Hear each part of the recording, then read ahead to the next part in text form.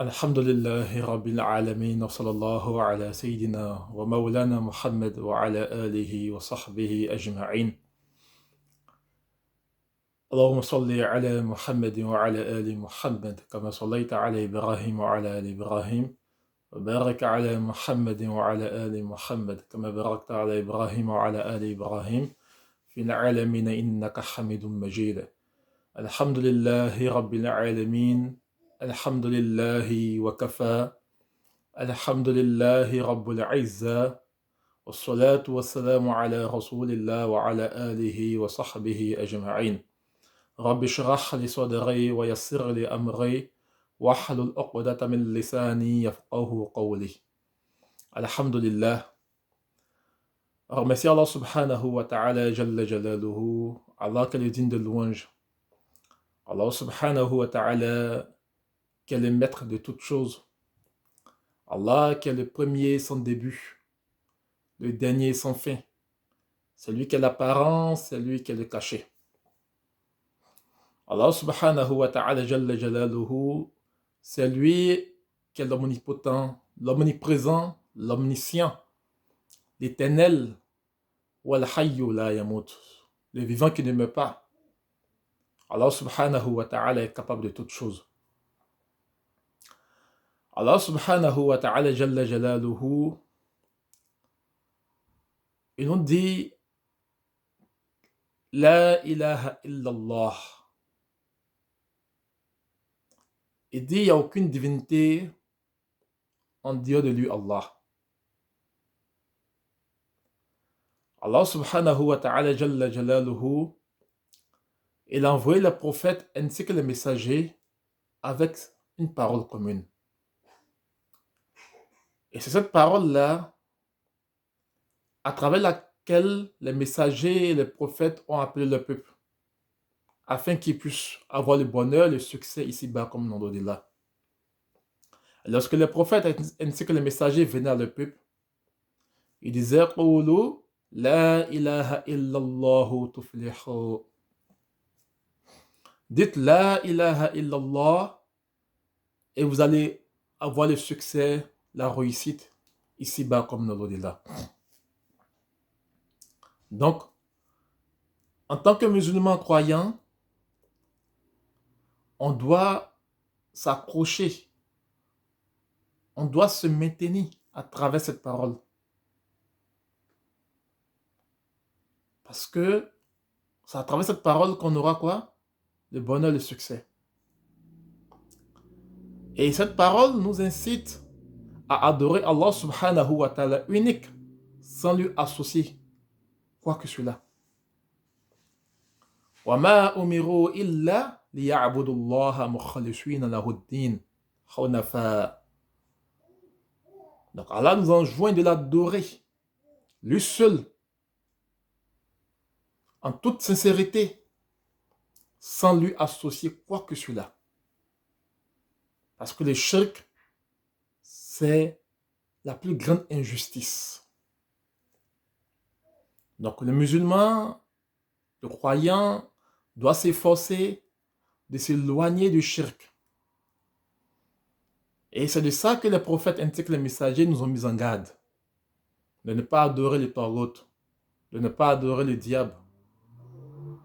Inna shaytana lakum adu, fattakhizuhu aduwa. Allah dit, le shaitan est pour nous quoi? Un ennemi. Qu'on le prenne comme un ennemi. Donc le shaitan, ainsi que tout ce qui est lié aux actions du shaitan, on doit s'en éloigner pour la sauvegarde de notre âme. Fi dunya wal akhirah. Donc c'est pour cela l'important, chers frères, chers sœurs, qu'en premier lieu, de connaître, d'apprendre à connaître notre Seigneur, qui est notre Seigneur. Et lorsque on va connaître notre Seigneur, on pourra s'éloigner définitivement du shirk, de tout type de shirk, chers frères. Donc il est vraiment important, voire indispensable, pour celui qui recherche son Seigneur, à connaître son Seigneur, d'apprendre la science. Ça, c'est la première porte. C'est à travers la connaissance de la religion, chercher à apprendre la science, qu'on connaîtra notre Seigneur. Donc, il est très important, chers frères et chers sœurs, afin de s'éloigner du shirk, de chercher à connaître le dîn comme il le faut. C'est très important. La première porte, c'est la connaissance. Et Allah subhanahu wa ta'ala, jalla jalaluhu, c'est lui qui est l'unique sans associé. Il n'a pas d'associé. À lui appartient la royauté ainsi que la louange. Comme Allah dit, la ilaha illallah wahdahu la sharika lah.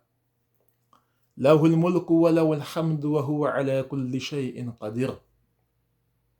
Il dit, point de divinité digne d'adoration en dehors d'Allah. Wahdahu la sharika lah. Wahdahu, c'est lui qui est l'unique. La sharika lah. Il n'a point d'associé. Lahul mulk wa lahul hamdu. À lui appartient la royauté ainsi que la louange. Wa huwa ala kulli shay'in qadir. Et il est certes capable de toutes choses. Donc Allah subhanahu wa ta'ala, jalla jalaluhu, il est l'unique, il n'a pas de compagne, il n'a pas été engendré, il n'a pas engendré. Les anges ne sont pas ses filles, comme d'aucuns le disaient auparavant, que les anges sont les filles d'Allah subhanahu wa ta'ala. Subhanallah. Donc Allah, il est unique, sans associé. Et au jour d'aujourd'hui, on va prendre quelques exemples pour mieux se comprendre. En arabe, lorsqu'on veut dire par exemple une société ou une entreprise, on dit asharikat. Donc, sharikat, c'est une entreprise, une société, à travers laquelle il y a des associés au fait.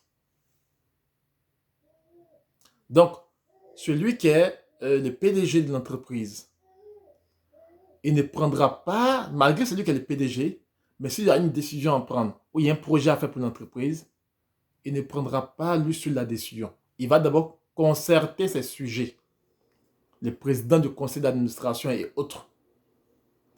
Concerter ces sujets afin d'avoir leur opinion, leur point de vue, avant de prendre quoi? Une décision quelconque. Et dans l'entreprise, souvent aussi, il y a des actionnaires, des associés qui ont leur part de bénéfices. Donc ça, c'est un exemple qu'on prend, l'entreprise. Donc le PDG, avant de faire une action ou faire un projet autre, il va d'abord consulter. Tandis que Allah subhanahu wa ta'ala, lorsque Allah est fait, il n'a pas besoin de consulter quiconque, de concerter quiconque. Non. Wahdahu, il est unique. La sharika lah. La sharika lah. Point d'associé. Il n'a pas d'associé dans son royaume. Les anges ne sont pas des associés à Allah. Non. Allah n'a pas d'associé. Il est unique. Il prend cette décision. Lui-même, Allah. Fa'alun lima yurid. Il fait ce qu'il veut. C'est pareil pour, par exemple, pour un royaume. Dans un royaume, il y a le roi. Et le roi a des conseillers. Le roi ne peut pas décider sans consulter ses conseillers autour de lui. C'est comme cela. Tel était le cas de Pharaon. Il avait des conseillers autour de lui.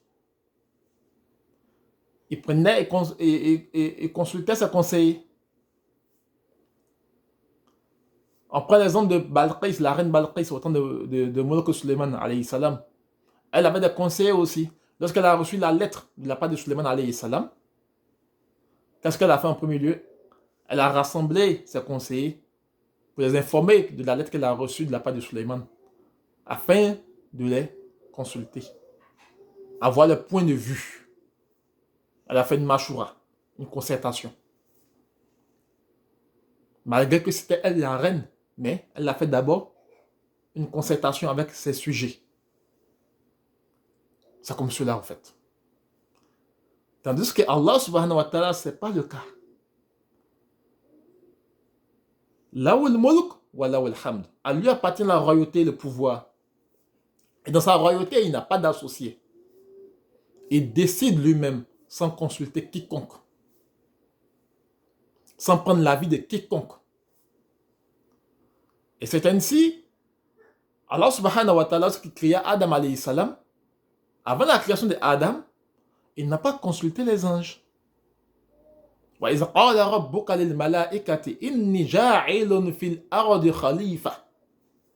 Lorsque ton Seigneur a dit aux anges, je vais créer un être humain qui sera mon vicaire et je vais le mettre sur la terre. Je vais mettre sur la terre qui? Mon vicaire. Allah a donné l'information aux anges sans prendre leur avis, sans prendre leur point de vue, leur opinion. Non. Allah a décidé lui-même et il a donné l'information aux anges de la nouvelle créature qui va naître et qui sera son vicaire sur terre. Donc Allah n'a pas, aucunement Allah n'a concerté les anges pour demander quel est votre point de vue. Non. Les anges ne sont pas associés à Allah. Allah est unique, sans associé dans son royaume. Il a le pouvoir tout entier, la puissance tout entière. Et Allah subhanahu wa ta'ala, il fait ce qu'il veut, comme il veut. Et il n'a de compte à rendre à personne. Il n'a de compte à rendre à personne. Dans ce bas monde, lorsque un dirigeant quelconque, un président et autre, lorsqu'il les a fait, après son mandat, il peut être poursuivi par la justice de comment il a géré le peuple, qu'il rende compte. Ou un PDG d'une entreprise, il peut être poursuivi aussi, c'est le conseil d'administration peut le poursuivre en justice aussi, de la gestion de l'entreprise, pour rendre compte. Tandis que Allah, il fait ce qu'il veut, et il n'a de compte à rendre à personne. Aujourd'hui, par exemple, si dans un pays, il y a une guerre quelconque, s'il y a des morts, après la guerre, la justice internationale peut poursuivre le président de ce pays pour des crimes contre l'humanité. Il va rendre compte. Et Allah subhanahu wa ta'ala, ce n'est pas le cas. Allah, fa'alul lima yurid, il fait ce qu'il veut. Allah dit, la yus'alu amma yaf'alu, wa hum yus'alun. Allah n'est interrogé sur rien de ce qu'il fait. Dans la sourate Al-Anbiya, elle dit, la yus'alu amma yaf'alu. Allah n'est pas interrogé sur ce qu'il fait. Wa hum yus'alun. Tandis que nous serons interrogés. Sur les actions que nous avons menées, on sera interrogé. Les actions que nous avons menées dans ce bas monde, on va rendre compte auprès d'Allah subhanahu wa ta'ala. Tandis que Allah, la yus'alu amma yaf'alu. Ce qu'il fait, il n'est pas interrogé là-dessus. C'est ça. Allah subhanahu wa ta'ala, il a détruit les Samoud, les peuples de Salih, alayhi salam, avec un seul cri de un Jibril. Il a détruit le peuple. Allah subhanahu wa ta'ala, il a détruit les Ad avec un vent. Avec un vent pendant 7 nuits et 8 jours. Il a détruit les Ad. Allah subhanahu wa ta'ala, il a détruit Pharaon et son armée avec l'eau. Allah subhanahu wa ta'ala, il a englouti Qarun avec ses biens. Et Allah, il n'a de compte à rendre à personne.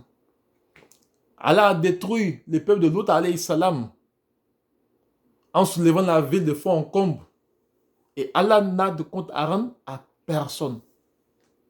La yus'alu amma yaf'alu. Il n'est pas interrogé sur ce qu'il fait. Wa hum yus'alu. Tandis que nous serons interrogés. On a l'exemple palpable dans ce bas monde. Les présidents sont poursuivis par la justice. Les chefs d'entreprise sont poursuivis, ils sont interrogés pour leur gestion, leur mandat et autres. On le voit dans ce bas monde. Donc on sera aussi pareillement interrogé au Yawm al-Qiyamah de nos actions auprès d'Allah. Tandis que Allah, il est unique sans associé, il fait ce qu'il veut et il n'a de compte à rendre à personne et il n'est interrogé par personne aussi. C'est lui Allah. Al-Wahid al-Qahar, l'unique, le dominateur suprême. Donc, raison pour laquelle il est important de connaître notre Seigneur. À travers la connaissance de notre Seigneur, on va s'éloigner de tout ce qui est shirk. Automatiquement. Et Allah subhanahu wa ta'ala jalla jalaluhu, il dit لو كان فيهما آلهة إلا الله لفسدتا فسبحان الله رب العرش عما يصفون. Toujours dans la sourate Anbiya. Allah subhanahu wa ta'ala dit quoi? لو كان فيهما آلهة إلا الله لفسدتا. Allah dit s'il y avait d'autres divinités autres qu'Allah dans les cieux et sur la terre, il y aurait eu le désordre partout. Il y aurait eu le désordre dans les cieux, le désordre sur la terre. Subhanallah. Allah dit s'il y avait d'autres divinités, là où kana fihima alihatun, dans les cieux comme sur la terre, s'il y avait d'autres divinités, illallah, autre qu'Allah, la fasadata. C'est-à-dire, il y aurait eu le désordre dans les cieux et le désordre sur la terre. C'est comme l'exemple qui a été donné, par exemple, subhanallah. Par exemple, c'est comme si, par exemple, il y avait une divinité de la lune, s'il y avait une divinité liée au soleil, s'il y avait une divinité liée aux montagnes, s'il y avait une divinité liée à la pluie, mais ça sera vraiment chaotique. Pourquoi? Parce que la divinité liée au soleil, si elle décide de faire sortir le soleil, et que la divinité liée à la lune s'oppose, bon, le soleil il sort, la lune aussi sort automatiquement. Bon, la divinité qui est liée à la pluie dit, bon, moi, je décide de faire descendre la pluie. La divinité des montagnes dit, non, moi, je m'oppose. Elle se met à faire marcher les montagnes. La divinité de la mer dit, bon, moi, je me suis fâché, pourquoi vous faites cela? Donc, elle se déclenche, la mer se déclenche seule. Bon, c'est un désordre. Subhanallah. Rien ne sera géré. Ça sera catastrophique, au fait. C'est comme un président, c'est comme deux présidents dans un même pays. On a l'exemple un peu partout. Deux présidents de la République dans un même pays, c'est le chaos total. Et on a vu ça auparavant dans d'autres pays, sans citer de nom de pays, mais on l'a vu auparavant. Où il y avait deux présidents dans un même pays, on l'a vu auparavant. Donc, c'est des exemples. Allah nous montre directement, à travers nos faits et gestes dans ce bas monde. Dans un pays où il y a par exemple deux présidents, c'est le désordre total. Soit ce pays se divise en deux, ou bien c'est le désordre total. C'est comme cela. Donc, dans ce bas monde même, on voit l'exemple déjà. Donc, Allah dit, la wa kana fihima alihatun illallahu.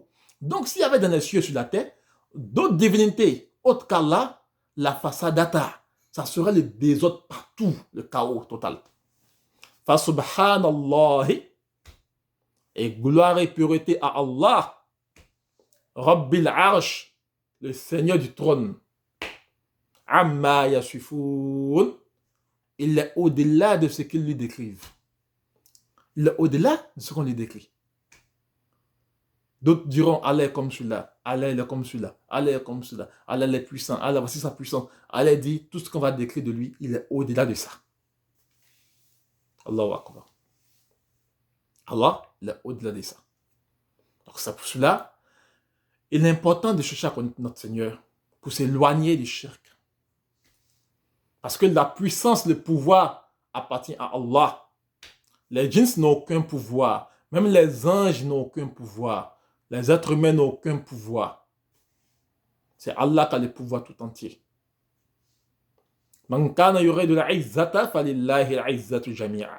Quiconque recherche la puissance, l'honneur, qu'il la recherche auprès de qui? Auprès d'Allah. Car la puissance tout entière appartient à qui? Appartient à Allah subhanahu wa ta'ala jalla jalaluhu. Donc c'est important. Et Allah subhanahu wa ta'ala jalla jalaluhu, Allah a même lancé un défi dans le Coran. Allah a lancé un défi. Il dit, Ya ayyuhan nas, dureba masal, fastami'u lah. Il dit, oh vous les hommes, voici une exhortation de votre Seigneur, écoutez-la donc. Et lorsqu'Allah dit dans le Coran, Ya ayyuhan nas, c'est inclus les croyants comme les non-croyants. Ça parle de tout le monde en général. Ya ayyuhan nas, c'est tout le monde. C'est pas lorsqu'elle a dit ya ayyuhal lezna amanu, c'est précisément qu'aux croyants. Ya ayyuhal lezna kafaru, c'est aux mécréants. Mais lorsqu'elle a dit ya ayyuhan nas, c'est l'ensemble de l'humanité au fait. Donc Allah s'adresse. Il dit ya ayyuhan nas, duriba masal fastami'u la. Innal ladhina tad'una min dunillahi lan yakhluqu dhubaba wala yajtama'u la. Allah il dit dans la sourate Hajj, sourate 22, il dit oh vous les hommes, voici une exhortation, écoutez-la donc. Il dit ceux que vous implorez en dehors d'Allah, ceux que vous invoquez en dehors d'Allah ne peuvent pas créer une mouche. Lan yakhluqu dhubaba. Ils ne peuvent pas créer quoi? Une mouche. Donc Allah dit quoi? Les djinns, les êtres humains, c'est-à-dire tout ce dont vous implorez en dehors d'Allah. Si vous implorez les djinns en dehors d'Allah, vous implorez les êtres humains en dehors d'Allah, vous implorez les anges en dehors d'Allah, tout ce que vous implorez en dehors d'Allah, ils ne peuvent pas faire quoi? Ils ne peuvent pas créer une seule mouche. Ils sont tous faibles. Une seule mouche. Et Allah dit, voilà, végétama'ola. Et dit, même s'ils se rassemblent ensemble, ils rassemblent leurs connaissances, les découvertes scientifiques, c'est-à-dire les djinns, du premier djinn au dernier djinn, du premier être humain au dernier être humain, ils se rassemblent ensemble, même y compris les anges. Tout le monde se rassemble ensemble. Dans le but de créer une mouche. Allah dit, on ne pourra pas. Et ça, c'est un défi qu'elle a lancé jusqu'à la fin des temps. Pas une mouche artificielle, une mouche. Une mouche. On ne peut pas créer. On est faible. On est faible, chers frères. Donc, Allah subhanahu wa ta'ala, c'est lui qui a la puissance tout entière. C'est lui qui a le pouvoir tout entier. C'est lui qui est l'unique, sans associé dans son royaume. À lui appartient toutes les louanges. À lui appartient la gloire, l'honneur, tout appartient à Allah. Et en dehors d'Allah, tout est faible. En dehors d'Allah, tout est faux. Les djinns n'ont aucun pouvoir. Les anges n'ont aucun pouvoir. Les autres n'ont aucun pouvoir en dehors d'Allah. Aucune créature n'a de pouvoir en dehors d'Allah. La hawla wa la quwwata illa billah. Il n'y a ni force ni puissance si ce n'est en Allah. Wa ma ya'lamu junuda rabbika illa hu. Et nul ne connaît les armées de ton Seigneur. Donc tout est faux, tout est faible en dehors d'Allah. Allah, wa anna Allah huwa al-haqqul mubin. Allah c'est la vérité absolue. En dehors d'Allah, tout est faux. Aucune créature n'a de pouvoir. Les djinns ne peuvent pas donner le pouvoir à quelqu'un. Les anges ne peuvent pas donner le pouvoir à quelqu'un. Les êtres humains ne peuvent pas donner le pouvoir en dehors d'Allah. Donc c'est important, chers frères, qu'on apprenne à connaître notre Seigneur. Et Allah subhanahu wa ta'ala jalla jalaluhu, c'est lui qui est le maître de toutes choses. Il fait ce qu'il veut, comme il veut, et quand il veut. Et Allah subhanahu wa ta'ala jalla jalaluhu, il nous dit encore dans le Coran, la sourate Al-Ankabut, sourate 29. Il dit ceux que vous prenez comme protecteurs en dehors d'Allah, ceux que vous prenez, c'est celui qui prend une créature qui cherche protection auprès d'une créature autre que le Créateur, autre qu'Allah. Il dit il ressemble à celui qui a pris pour demeure la maison de l'araignée. Ceux auprès de qui vous partez chercher protection. Lorsque on se détourne d'Allah et on va chercher protection ailleurs, Allah dit c'est comme si on a pris pour demeure quoi? La maison de l'araignée, toit d'araignée. Est-ce que la faible maison d'araignée, toit d'araignée, est-ce qu'il y a une maison qui est plus faible que cette maison-là? C'est la maison la plus faible. Il suffit d'un petit vent, une pluie, c'est fini. La toit d'araignée a disparu. L'araignée même construit sa maison et elle dort dehors. Est-ce que vous avez déjà vu ça? Quelqu'un qui construit une maison et puis dort dehors. Mais prenez un toit d'araignée, regardez. Là, donne l'exemple. Celui qui prend une protection en dehors d'Allah, c'est comme s'il a pris demeure la maison de l'araignée. Parce que l'araignée, même, elle construit sa maison et puis elle dort dehors, elle est dehors. La maison, il n'y a pas de fermeture autre. C'est pas comme une maison, il y a des 4 points, 4 murs, autre, rien. Donc, pour dire celui qui prend protecteur en dehors d'Allah, en réalité, c'est comme si il s'est construit une toile d'araignée, en fait. Parce que c'est aucune protection. C'est aucune protection. Parce que la vraie protection émane de la part d'Allah subhanahu wa ta'ala. Les djinns ne peuvent pas protéger quelqu'un. La protection émane d'Allah. C'est Allah qui est le protecteur. Les anges ne sont pas des protecteurs. C'est Allah qui est le protecteur. Ils exécutent, ils viennent sous l'ordre d'Allah.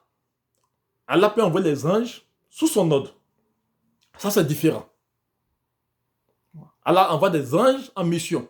Avec l'ordre d'Allah, ils vont exécuter un ordre. Par la permission d'Allah. Ça, c'est différent de dire que les anges sont des protecteurs. Ou les djinns sont des protecteurs. Le protecteur, c'est Allah. Le protecteur, c'est Allah subhanahu wa ta'ala. Jalla jalaluhu. Donc, c'est pour cela, chers frères, chers sœurs,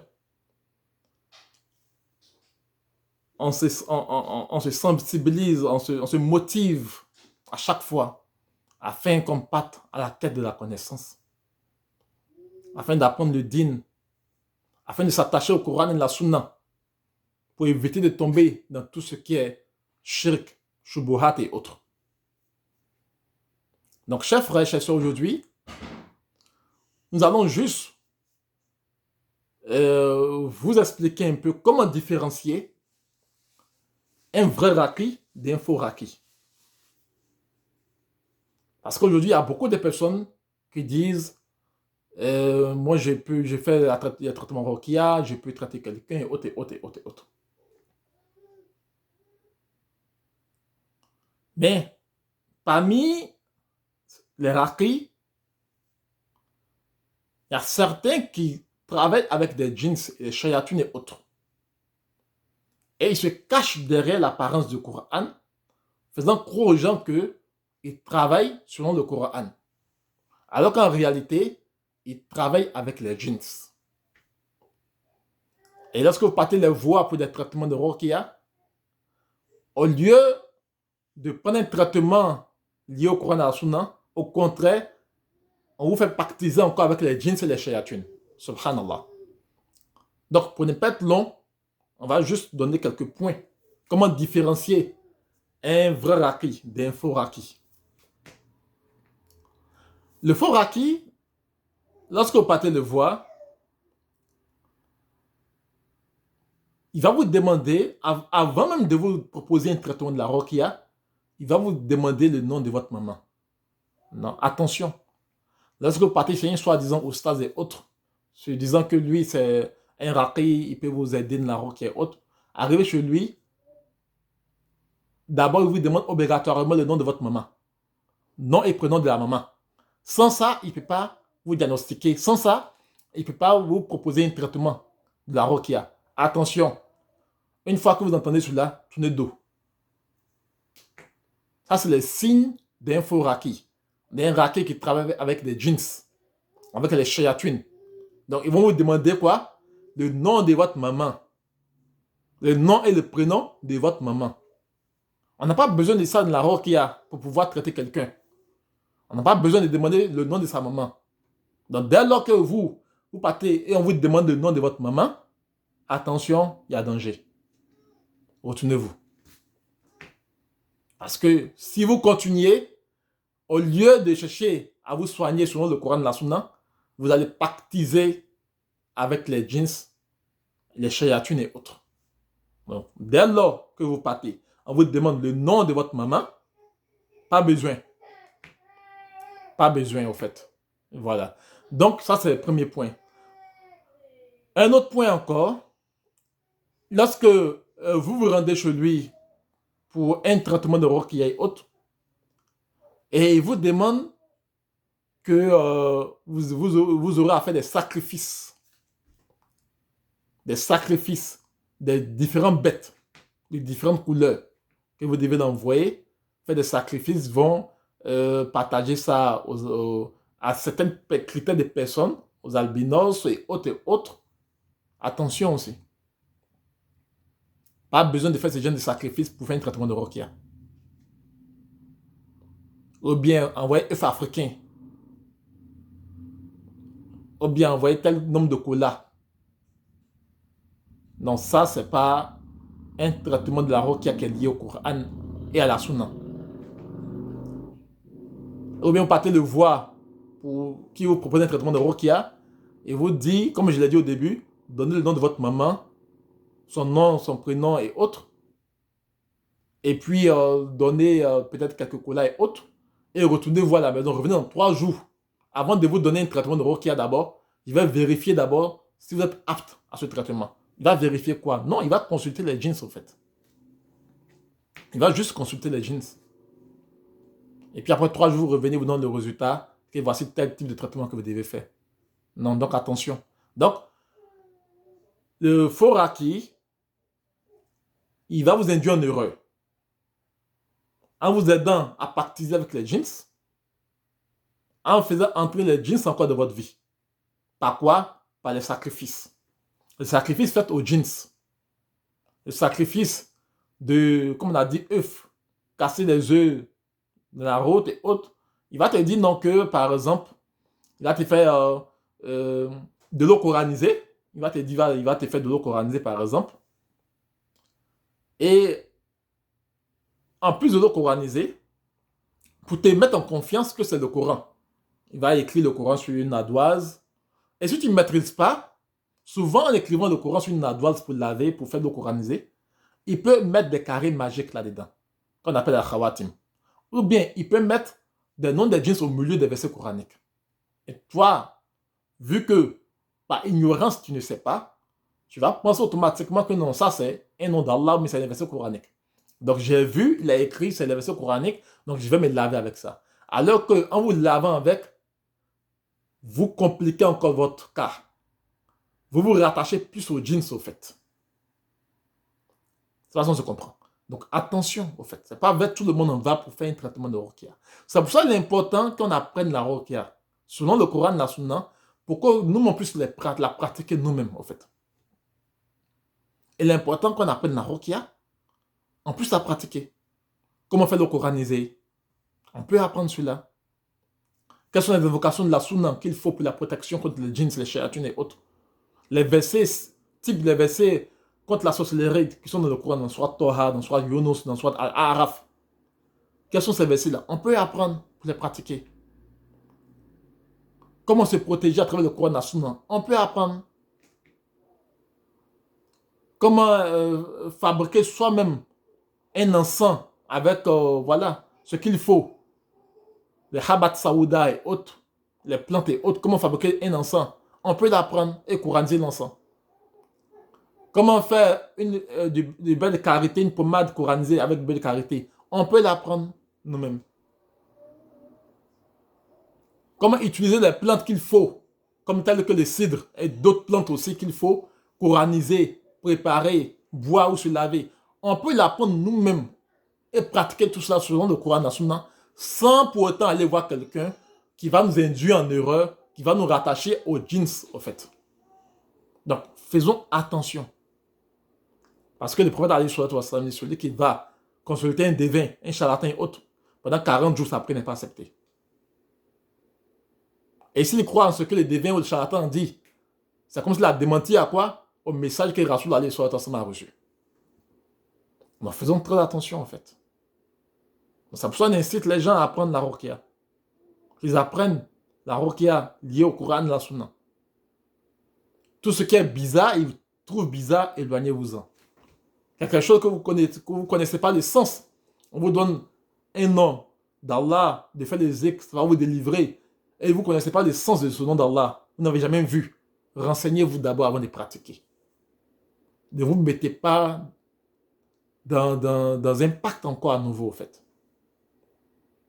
Donc, faites très attention. très très attention. Ou bien, pour faire un traitement de Ruqya, il va vous dire que vous devez envoyer un coq. Et le coq, il va immoler, voilà, immoler le coq et autres. Et puis mettre des aiguilles et autres, des aiguilles dans le coq. Sur le coq, des aiguilles piquées, avec plusieurs aiguilles. Et verser là-dessus une poudre et autres. Faire des incantations, des prières. Vu que vous ne maîtrisez pas, par exemple, l'arabe, il va prononcer des paroles en arabe, faisant croire que c'est le Coran ou le nom d'Allah. Mais le fait même déjà qu'il l'a fait, c'est-à-dire le coq, on a déjà vu ça. Un coq, ils prennent un coq, ils piquent, ils mettent plusieurs aiguilles là-dessus, et te disant que non, ça c'est une grande protection, ça va te protéger contre la sorcellerie, ça sera un retour d'envoyeur et autres, autres, autres. Attention en fait. Attention à ces jeunes pratiques. Un vrai raki ne va pas vous proposer des gens de pratiques. Il ne va pas vous inciter à aller faire ce genre de sacrifice. Aller verser l'air dans l'eau, aller donner un truc de cola aux jumeaux, aux jumelles. Non, ça n'a rien à voir avec des traitements de Ruqya, en fait. Donc, faisons très, très attention. Avec qui on fait des traitements. Faisons très attention pour ne pas tomber en erreur. Donc, en résumé, un raki ne va pas vous demander le nom de votre maman. Pour vous consulter, non. Pour vous donner un traitement de Ruqya, non. Il ne demandera pas le nom de votre maman. Prénom, son nom de famille, non, non. Il ne vous demandera pas de faire tel sacrifice bizarre. Bien voir que le sacrifice est permis en islam, mais on connaît la condition du sacrifice. Mais pas un sacrifice bizarre dont vous n'avez aucune connaissance. Un sacrifice qui sera voué aux jeans. Un sacrifice où il vous dit qu'il y a des conditions, telles conditions à respecter avant de faire le sacrifice. Attention, ce n'est pas tous les sacrifices qui sont permis. Il y a des sacrifices qui sont liés aux jeans. Comme on l'a si bien dit. Un raki, il ne va pas lancer des courriers avant de vous donner un traitement Ruqya, il ne va pas d'abord lancer des courriers. Si vous voyez des courriers chez lui, attention. Si vous rentrez chez lui, vous voyez des cornes de bœuf accrochées, des aigles qui sont accrochés, des magouillas secs et autres. Non, attention. Vous faisant croire que non, ça c'est une protection sur cela. Ça n'a rien à voir. Un raki ne va pas vous proposer des taslimans pour attacher sur la hanche. Attention. Un raki ne va pas vous donner des bagues avec au bout pointu en mettant des papiers dedans disant que c'est une grande protection pour vous. Attention à tout ça. Un raki ne va pas vous donner un bracelet pour dire c'est bracelet de chance, c'est bracelet magique, ça va vous protéger contre le mauvais œil. Attention à tout ça. Un raki ne va pas vous donner l'œil de Fatima, comme on le voit partout. L'œil de Fatima, d'après eux, c'est l'œil de Fatima, c'est en cette forme comme cela. Les gens achètent ça pour mettre dans la maison et autres, que ça protège contre le mauvais œil. Non. On ne connaît pas ça de la Ruqya pour dire l'œil de Fatima. Attention. Attention. Un raki ne va pas vous donner des trucs avec des pots, c'est-à-dire le cuir, les pots en cuir, mais ils vont mettre des trucs à l'intérieur des papiers avec d'après eux, des versets coraniques, mais mélangés au nom des jeans, pour dire attachez ça devant la porte de la maison ou dans votre chambre. Ainsi, les jeans ne vont pas vous attaquer. Attention à tout ça. Eh bien, tu vas aller voir pour dire, moi, il y a un problème de finance, ça ne va pas chez moi. Ça ne va pas chez moi, j'ai besoin d'une solution. Il va vous dire, tenez ce papier à mettre dans votre bédou à chaque fois. Vous aurez la chance. Non, attention à tout ça. Attention à tout ça. Je me rappelle très bien, pour terminer, je me rappelle très bien, ça date de peut-être de 2 ans maintenant, je crois bien. Il y a un jeune dans le temps qui m'avait approché, un jeune, il fait le commerce, et il m'a dit que il a appris que moi j'ai fait la Ruqya et autres. Donc, lui, son commerce ne marche pas. Il a l'impression que c'est difficile et autres. Donc, il a besoin d'une solution. Parce que lui, il a été d'un pays de l'Afrique de l'Ouest, dont je vais te le nom. Il est allé d'un pays de l'Afrique de l'Ouest. Il s'est déplacé de son pays pour aller jusqu'à un autre pays de l'Afrique de l'Ouest pour aller voir tel cheikh là-bas Il a fait des sacrifices de moutons, de bœufs, ceci, cela. Ils ont fait des sacrifices là-bas, de quoi que ce soit. Voilà, des trucs bizarres et autres, comme il m'a expliqué. Et puis, par la suite, parce que c'est quelqu'un qui lui a dit de partir de ce pays-là, de se déplacer pour aller dans ce pays, pour aller voir telle personne là-bas qui est très puissant. Il va lui faire un truc, quoi, voilà, un nasi de Canaries et autres. Ça va débloquer sa situation. Donc, il m'expliquait qu'il s'est rendu là-bas. Il a fait des sacrifices et autres. Et on lui a dit, s'il retourne dans son pays, automatiquement, il aura le déblocage, la guérison, tout. Les affaires vont commencer à marcher et autres. Et il est retourné au pays, rien ne fonctionnait. Les djinns, ils vont vous mentir. Les djinns, c'est des grands menteurs. Ils vous font croire à l'illusion comme un mirage. Et en retour, quand vous faites les sacrifices, ils prennent de votre santé, de votre chance et autres. Donc les frères retournés au pays, et là, rien ne marche. Il est parti encore, il allait partir. Cette fois-ci, il n'est plus parti dans le même pays. Il est resté dans son pays d'origine. Il est parti voir un autre monsieur encore qu'on lui a conseillé. Il est parti chez l'autre monsieur, ils ont fait des sacrifices, des rituels et autres, des rituels. Et cette fois-ci, le monsieur lui a confirmé que les choses vont avancer. Le frère est retourné dans son magasin, il a commencé les activités un peu, un peu. Et tout est bloqué encore après. Rien ne marche, il est bloqué. Donc, il ne sait plus où mettre la tête. Donc, le frère a entendu que moi, j'ai pratiqué la Ruqya. Donc, pour lui, la Ruqya, c'était des trucs, des rituels aussi, pour le consacrer, voilà. Il cherchait quelqu'un qui était plus puissant encore. Donc, il est venu me voir qu'il veut que ses activités, s'il y a des rituels, des sacrifices, je lui ai dit, il a commencé à s'ouvrir, je lui ai dit non, que non, au contraire, on ne fait pas cela. Au contraire, on combat contre ces derniers-là, au fait. On combat les shirk, au fait. Allah dit, allazina amanu, yuqatiluna fi sabilillah, wallazina kafaru yuqatiluna fi sabilit taghut, faqatilu awliya ash-shaytan, inna kayda ash-shaytan kana da'ifa. Les croyants combattent pour la cause d'Allah, les mécréants combattent pour la cause du Taghut. Il dit, oh, vous les croyants, combattez les alliés du diable, car le plan du diable est faible. Donc, tout ce qui est lié au shaitan, le shirk et autres, les adorations aux djinns et autres, on doit combattre tout ça. Donc, je lui ai fait savoir que non, que nous, à notre niveau, on ne pourra pas t'aider dans le sens de faire des rituels autres, magiques et autres, pour que ton magasin, du jour au lendemain, commence à marcher, avoir des clients et autres. Non, non, non. Au contraire, non, on lutte contre ça. Ça, c'est interdit en islam de shirk. Voilà. Si tu as un problème quelconque qui est lié au djinns, on te propose un traitement type avec le Coran, la Sunna et ce qu'il faut. Tu vas suivre le traitement, tu vas faire des zikrs, tu vas faire l'adoration. Si tu ne faisais pas les 5 prières, tu commences à faire les 5 prières, tu commences à jeûner, tu te rapproches d'Allah au fur et à mesure, tu implores Allah, les invocations pour cela, et au fur et à mesure, Allah subhanahu wa ta'ala va te répondre au fur et à mesure. Mais pour dire des choses magiques du jour au lendemain, tu vas devenir riche, non, ça non, ne le fais pas. Donc le monsieur n'est plus revenu, ce dernier n'est plus revenu nous voir encore, c'est fini. Il n'est plus revenu, c'est fini. Il est parti. Donc, chers frères, chers sœurs, faisons très attention pour ne pas tomber sur le faux, pour ne pas contracter encore des pactes et autres avec les djinns, les shayatun. Faisons très attention.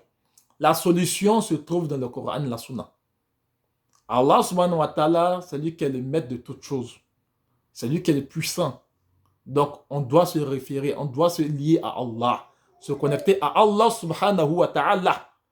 C'est lui seul qui pourra solutionner nos maux, nos problèmes et autres. Et on l'a vu à travers l'histoire des prophètes et autres. Donc, Allah subhanahu wa ta'ala, c'est lui qui est capable de toutes choses. Donc, c'est important qu'on se fie à Allah subhanahu wa ta'ala. Fafiru ila Allah, wa man yatawakkal ala Allah fa huwa hasbuh. Donc Allah, c'est lui qui est capable de toutes choses. On doit se confier à Allah subhanahu wa ta'ala. Tel que Allah l'a sauvé Yunus alayhi salam dans le ventre de la baleine. Tel que Allah l'a sauvé Ibrahim alayhi salam dans le feu. Tel que Allah subhanahu wa ta'ala a sauvé Ayyub alayhi salam qui était malade. C'est ainsi que Allah il peut et il va nous sauver si on se rattache à lui, on se confie à lui comme il le faut. Et qu'on sache que les djinns c'est des grands menteurs. Les shayatun, les sorciers ne peuvent rien. Ils n'ont aucun pouvoir en dehors d'Allah. C'est Allah qui a le pouvoir tout entier. Voilà, l'honneur, la gloire appartient, se trouve auprès d'Allah. Les djinns ne peuvent pas te donner la gloire, ni la richesse, ni le bonheur. Non, c'est du faux qu'ils vont vous présenter. Mais Allah subhanahu wa ta'ala, wa anna Allah huwa al-haqq al-mubin, c'est Allah qui est la vérité absolue. Allah subhanahu wa ta'ala nous accorde la bonne compréhension, qui nous facilite la mise en pratique, qui nous éloigne du shirk, et qu'Allah nous utilise aussi pour combattre le shirk, qui fasse que le bien puisse prendre le dessus sur le mal. Wa qul ja'a al-haqq wa zahaqa al-batil, inna al-batila kana zahuqa. La vérité est apparue et le faux doit disparaître. Donc Allah subhanahu wa ta'ala jalla jalaluhu nous accorde la force, le dessus sur les forces du mal. Allahumma amin, amin.